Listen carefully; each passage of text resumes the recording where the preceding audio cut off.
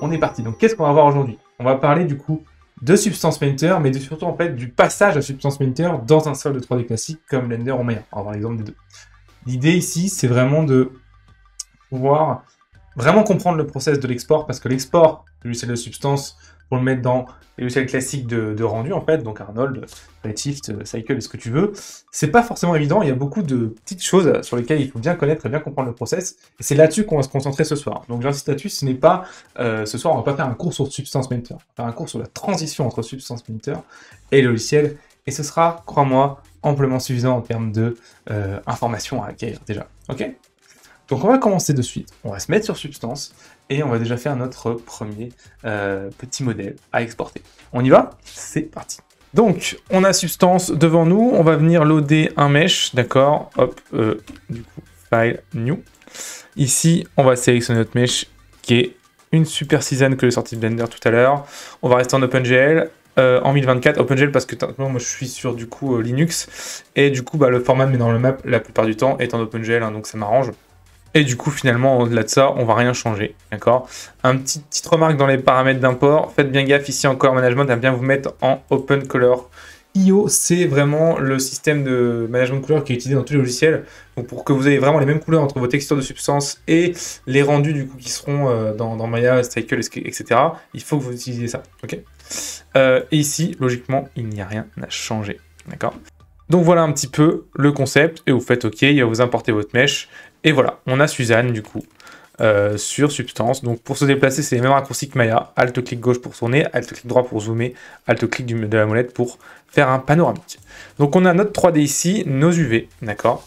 Alors le premier truc que je vais faire pour voir ce que je fais, c'est que je vais venir dans mes paramètres ici d'environnement, et je vais afficher en fait l'environnement ici, juste pour voir ce qui éclaire mon mesh. C'est important juste de voir ce qui éclaire mon mesh. Ensuite, ce que je vais faire, du coup, je vais encore une fois, comme je l'ai dit, pas embêter. Hein. L'idée, c'est pas de faire un cours de Substance, donc on va faire un truc très simple avec un Smart Material. Un Smart Material, c'est ça. C'est des matériaux semi-procéduraux de Substance qui ont souvent été créés avec Substance Designer, qu'on peut directement caler sur notre mesh et qui marche très bien. Pour qu'un Smart Material fonctionne dans Substance, il est indispensable du coup de baker les maps pour que Substance ait les informations de normal, de position, d'ambient occlusion de ton mesh. Donc pour ça, tu vas dans Texture Setting, tu descends et tu fais Bake map, Mesh Map. Tu changes rien, alors tu peux mettre en 1024, hein, 512 c'est un petit peu faible pour les maps bakées, d'accord? Et puis là, du coup, tu viens et tu fais Bake All Selected, logiquement, tout est en place, il n'y a rien à... Déjà là, c'est déjà pas mal, ok? On est parti. Donc tu vois que ça va à une vitesse, enfin je sais pas si tu as déjà baké des maps dans des softs classiques, c'est incroyable comment ça c'est rapide par rapport à un soft comme Blender ou Maya, où quand tu bakes des maps comme ça, c'est genre 5 minutes pour une image, pour une déclin, enfin bref. Un délire. Vraiment, Substance, pour ça, c'est vraiment de la balle. Une fois que tu as backé tes maps, du coup, tu vas pouvoir mettre un Smart Material, du coup. Et on va aller chercher un truc un peu parent. Qu'est-ce qu'on peut mettre un peu sympa? Gold. Ouais, c'est pas mal, ça. Suzanne en or, sympa. Et ce qui est cool, du coup, avec ce Smart Material, comme il a la notion de où et quoi, logiquement, tu vois, on a peu de coupure d'UV. On a encore un petit peu là, hein, mais c'est vraiment très léger. Donc ça, c'est quand même assez cool. Et ça marche relativement bien, d'accord? On va en mettre un autre, hein, donc ça marche en layer. Et on va après rapidement peindre nos petits éléments. Donc là, notre or, par exemple, au-dessus de notre or, on pourrait dire en fait que l'or, c'est du toc, un métal un peu moche, alors plutôt juste en dessous. Voilà. Et ici, on peut venir, par exemple, du coup, peindre sur cet élément-là en faisant un masque, tout simplement. D'accord? Et là, du coup, quand je peins dans le masque, ce qui est cool, c'est que du coup, si je peins en noir, par exemple, tu vois, ça va venir m'afficher ce qu'il y a en dessous, en fait. Donc c'est assez marrant. Alors je vais prendre une brosse, du coup, un peu plus poussée. Je vais simplement, du coup, aller chercher une petite brosse. Voilà, on va mettre un petit alpha, du coup. Je sais qu'ils ont des dirt, voilà, des trucs assez marrants. Yes, on va, hop, agrandir un peu la taille. Tac. On va mettre un petit peu de random dans tout ça. Voilà. Voilà. Voilà. Voilà. Et on va venir du coup dire, hein, peut-être dans les yeux, finalement, en fait, il n'y a pas beaucoup d'or, why not. Bref, c'est juste pour la blague. Et ce qu'on voit, c'est que ça marche quand même vachement bien, du coup, ce système de masque ici. Hein. D'accord? C'est juste pour être sûr de pouvoir comparer un petit peu ce qu'on aura dans la sortie après. D'accord? Allez, dans les oreilles aussi, pourquoi pas. C'est vraiment pour la vanne. Hein. Ok, donc on a notre map du coup de Suzanne, on va dire que c'est ok. Ce qui est intéressant, c'est que cette fois, il te transfère directement sur les UV. Bon, maintenant du coup, on a un super résultat dans Substance, cool.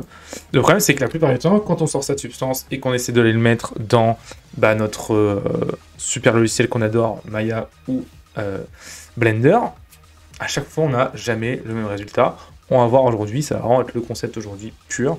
Comment on fait pour avoir exactement le même résultat dans Maya ou dans Blender. Tu vas voir, ça va être très sympa. Donc, ici, ce que je vais faire, du coup, je vais exporter ces maps. Pour exporter ces maps, je vais dans File ici et je fais Export Texture. Alors, on a pas mal d'éléments auxquels il faut faire attention. Premier élément auquel il faut faire attention, ça va être du coup, évidemment, le chemin d'export. Donc, moi, il est déjà seté, d'accord? Enfin, non, il n'est pas seté, du coup, au bon endroit. Donc, on va aller, du coup, le setter rapidement, d'accord? Hop, live, du coup, substance, export, voilà. Là, il va nous demander ce qu'on veut sortir. Alors là, en fait, avant de choisir votre output template, il va falloir le créer. D'accord? Donc, on va pas aller tout de suite changer ça. On va d'abord aller dans Output Template et on va choisir le template qu'on veut. Alors, la plupart du temps, sur tous les moteurs de rendu classiques, ça va être du PBR Metallic Roughness. D'accord? C'est vraiment le truc de base qui fonctionne à chaque fois parce qu'aujourd'hui, tous les shaders PBR sont basés là-dessus. Ce qui est cool, c'est qu'en plus, il a vraiment été sympa, Substance. Il nous a fait une version pour Arnold, qui en fait, on se rend compte quasiment la même que le PBR spéculaire classique, tu vois. C'est pas pour rien, hein. C'est les mêmes shaders. Une version pour V-Ray et une version pour Redshift. D'accord? Renderman et Redshift. C'était quand même assez cool. Et au final, en fait, on voit, je vois que c'est les mêmes maps. Pourquoi c'est les mêmes maps? Parce qu'encore une fois, tout est basé sur le Metallic PBR. Donc nous, on va pas s'embêter, on va prendre PBR. Comme ça, j'aurai la version pour Cycle et Arnold qui sera la même. Ok? Donc ici, j'ai juste changé, moi, la color space. Je vais la mettre du coup ici en JPEG parce que ça n'a aucun intérêt d'aller chercher du PNG pour une couleur, hein. Si le JPEG est bien compressé, ça marchera, suffira largement. Par contre, pour le reste, comme c'est de l'information et non pas de la couleur, quoique là c'est de la couleur aussi, on va plutôt du coup prendre du PNG pour être sûr d'avoir assez de data. Ok? Donc voilà, ça suffira. Tout ça suffira amplement. Et pour du coup sélectionner ça, là on pourrait croire qu'on l'a sélectionné, mais non, en fait là on a juste changé le preset. Pour aller le sélectionner, il faut bien du coup aller le chercher là maintenant. Je me suis fait avoir un paquet de fois avant. Metallic Roughness, celui qu'on vient de modifier. Ici du coup, on va avoir nos éléments, file type, etc. Donc on va laisser comme nous on a mis, on va pas mettre un truc par défaut, on va pas écraser nos paramètres. Et ici on a les tailles, et du coup nous on va mettre un 2048. On a travaillé en 1024, mais ce qui est trop cool avec Substance, c'est que tu peux travailler en peu de qualité, genre une 512, et exporter ta texture en beaucoup plus grand. Et en fait, lui, comme il retient dans le fichier les coups de pinceau, et non pas la texture en tant que telle, mais il peut upscaler, downscaler en dynamique. Ça, c'est quand même assez incroyable. Donc là-dessus, chapeau pour ça, Substance. Et là, c'est des éléments sur la manière dont il va écrire les images sur les UV, et Dilation Infinite, c'est ce qu'il faut mettre, c'est ce qui marche le mieux. Ok? Donc là, quand c'est bon, je fais export. D'accord? Donc il exporte tout, on voit, tac, tac, tac, et il m'a exporté toutes ces maps-là. Alors on va voir à quoi elles ressemblent. Je vais aller ouvrir mon explorateur de fichiers. Et du coup, dans Substance, export, on voit que toutes mes maps sont là. Parfait, c'est ce que je voulais mettre. Ok? Et tu vois, hein, je fais bien de sortir ça en PNG, hein, parce que tu as vu le PNG à quel point ça coûte rien. Ok? Il m'a pas sorti d'émissive. Normal, j'ai pas peint d'émissive, donc c'est logique. Maintenant, du coup, une fois que c'est fait, on va évidemment balancer ça dans Blender. Alors, avant, je vais enregistrer quand même cette petite scène-là, histoire que si jamais j'ai fait une erreur dans mes exports, je puisse revenir dessus. On va l'appeler Suzanne Gold. Ok, et du coup je vais fermer ça. Maintenant du coup je vais aller ouvrir Blender, et ici je vais simplement du coup déjà importer l'OBJ que j'ai sorti pour créer Suzanne, parce qu'en fait pour balancer un mesh dans Substance, tu l'as vu, il faut du coup l'importer en OBJ. Donc je vais venir déjà importer du coup l'OBJ, donc importer cet OBJ que j'ai fait de Suzanne de Substance. Il faut absolument que ce soit le même mesh, sinon tu risques d'avoir des sacrés problèmes. Donc ici moi c'est celui-là. Donc là, on a Suzanne en place. Je vais commencer par la smoother, ce sera déjà plus joli. Okay, et du coup, je vais passer directement en rendu. D'accord? Ici, je ne vais pas me prendre la tête. Je vais enlever ma Scene Light, Scene World pour voir un petit peu ce que je fais autour de moi pour qu'il y ait un éclairage par défaut de Blender. D'accord? Maintenant, du coup, ouvrir là mon shader editor. Ok? Et ce qui est cool, c'est qu'il met directement un principal BSDF. Ça tombe bien, c'est exactement le shader qu'il faut pour pouvoir, du coup, utiliser les maps de Substance. Donc c'est vraiment une bonne nouvelle. Donc on va rester avec ça. Et moi je vais du coup importer mes maps. Donc pour ça je vais faire Shift A, image, texture. Et je vais aller chercher du coup ma première map qui est ma diffuse. D'accord? Export, et ça va être la base color. Donc diffuse, base color, c'est la même chose. Et ici du coup on voit qu'on a ça. Et le premier truc à faire sur la base color, c'est bien de checker qu'ici on est bien en sRGB. D'accord? C'est important, c'est la seule map qu'on mettra et qu'on laissera en sRGB. Ok? Très très très important. Cette map là, je vais la mettre en base color de mon principal shader. En fait, finalement, le nom avec le nom, hein, je pense que c'est assez facile à comprendre. Ensuite, du coup, je vais créer une nouvelle image. Alors souvent, moi, ce que je fais, c'est que je la duplique ici et je viens ouvrir une nouvelle image et ça va être la métallique, d'accord? La hider sert à rien, je l'ai sortie, mais elle n'a pas de grand intérêt. La métallique ici, du coup, premier truc à faire avant de l'utiliser, comme la métallique n'est pas une couleur, mais c'est une information qui dit au shader qu'est-ce qui est métallique, qu'est-ce qui ne l'est pas, et ben on doit mettre ça en RAW. Et tout ce qui est de l'information, donc tout ce qui n'est pas de la couleur, on mettra tout le temps ici en RAW. C'est super important pour avoir le même résultat que dans Substance. Ceci étant fait, du coup, on va venir mettre la couleur de votre métallique directement dans ici la métallique de Blender. Ok? On va ici faire ça, tac, on va dupliquer ça et on va fermer ça. Ici, je vais venir du coup chercher ma troisième map qui va être du coup la roughness. La roughness, du coup, je clique ici, hop, et je viens encore une fois me mettre en RAW, d'accord? C'est quand même pas bête, c'est pas compliqué, hein. À chaque fois, ils nous disent qu'il faut mettre, tu vois, sRGB, donc ça, il faut mettre sRGB, et tout le reste, il nous dit qu'il faut mettre en RAW, donc il faudra mettre en RAW ici, d'accord? Ce qui est cool, c'est que Substance, il est sympa, il te dit dans le nom du fichier comment interpréter l'espace colorimétrique. Et d'ailleurs, si tu sais scripter un peu, du coup, il y a des moyens très faciles d'automatiser tout ça. Donc, la roughness en RAW, donc ça du coup, évidemment tu t'en doutes, dans roughness, je pense que franchement, c'est pas non plus hyper compliqué. Mais du coup, c'est ça qui est cool, hein. Substance nous facilite vraiment la vie. On va avoir une dernière map à ouvrir qui va être du coup la map de normal, qui va nous permettre d'ajouter les détails et les faux détails de relief, d'accord, sur notre image. Alors là, c'est la seule map ici que tu vas devoir du coup évidemment mettre en RAW, mais que tu pourras pas directement foutre en normal, d'accord. Là, il va falloir d'abord mettre un nœud de normal map.